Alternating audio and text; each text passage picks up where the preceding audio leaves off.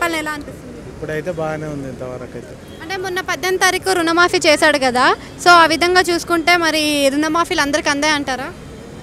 అందరికి చేయలే కదా, ఇంకా కొంతమందికి 1 లక్ష వరకే చేసిన అన్నట్టు, 2 లక్షలు చేయలే. ఆయన ఇచ్చిన ఉచిత పథకాల్లో సంక్షేమాలలో చూసుకుంటే ఆడవారికి 2500 అన్నారు. మరి ఇంట్లో మీ ఆడవారికి ఏమైనా అందుతున్నాయా? ఇంకెవరికి రాలేదు. మరి ఉచిత కరెంటు?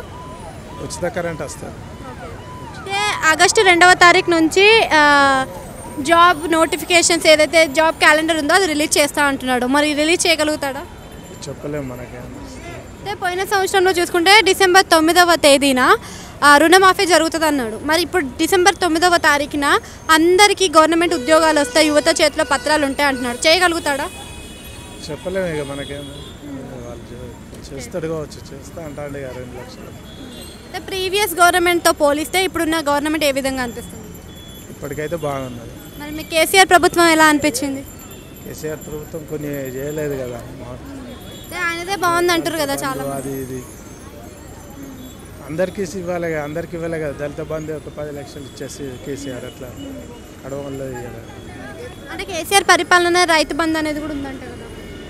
రైతు బంధు ఉన్నది కానీ రైతు బంధు బాగా ఉన్న వాళ్ళకే ఇచ్చాడు కదా, లేని వాళ్ళకి 5 ఎకరాలు మినిమం అట్లా పెడితే అయిపోతుంది.